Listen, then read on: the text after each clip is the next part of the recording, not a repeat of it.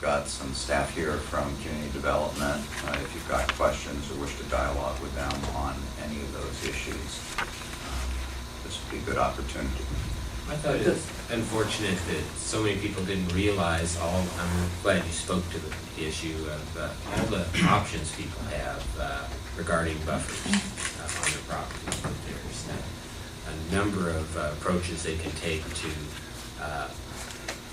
make adjustments and buffer averaging, buffer reduction, different mitigations, CAS, those kind of things. So I think that was good for people to hear. I hope they heard it.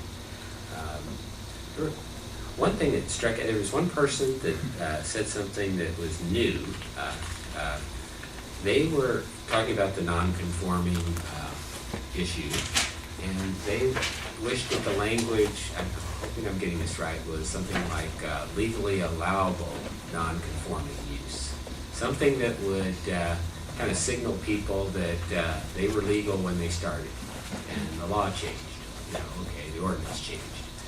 And I know that those kind of terms are used, in the RCWs and other things, so we can't just always use our own language.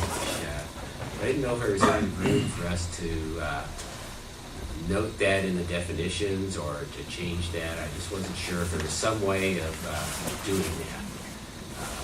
But that was one that I kind of liked that I haven't researched at all, so would ask for some feedback on. I think Michelle has some quick feedback. Oh.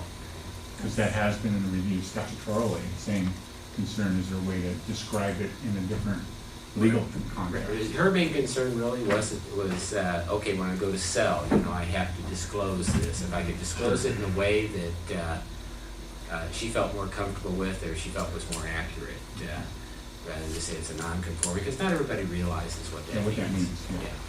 Sure, and right now in the locally approved version, the definition for non-conforming on page 2-29 reads, non-conforming means a use or development which conformed to the applicable codes in effect on the date of its creation, but which no longer complies because of changes in code requirements. Non-conformity is different than and not to be confused with illegality. Right. And that's the old standard. Right, Okay. and so I guess I would, I was just wondering if we could use something like her term in it so that she could refer to that correctly. Is there some WAC or RCW relief on that, Michelle? I have to check, but it's interesting that the concept and some of the terminology comes before us again with the recent legislative change, the SMA-GMA clarification, so that there's language specific in that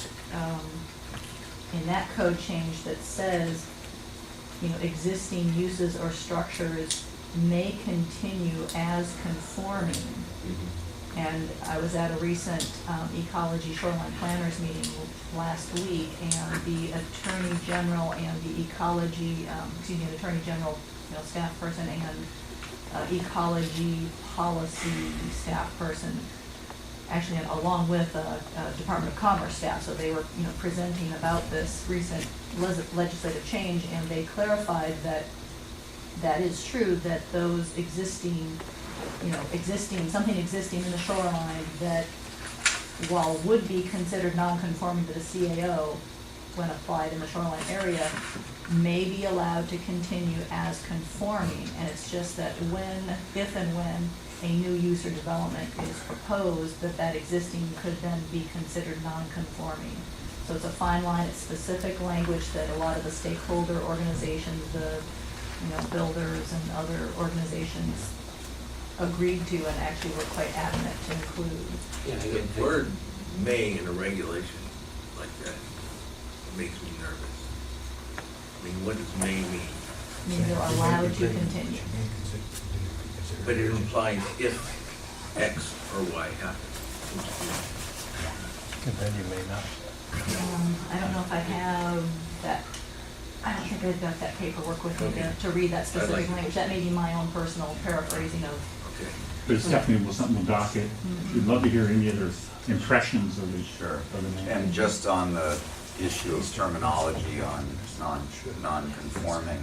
I think the thrust of the citizens' comment was, even understanding that the formal legal definition of the term clarifies what it means, and that may not be in question. It's more trying to make the code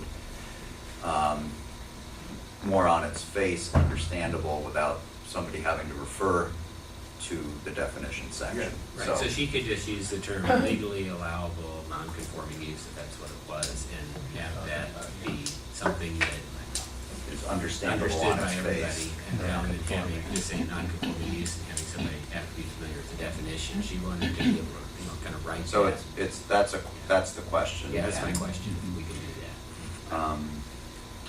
that. Some of the other things that I noted in the hearing, and I don't think it's necessarily anything that we specifically address ourselves, but, I think there a strong tenor of why are the rules different within the city of Port Townsend and outside the city of Port Townsend when both sets of SMAs or SMPs are conforming to the same state regulations and WACs.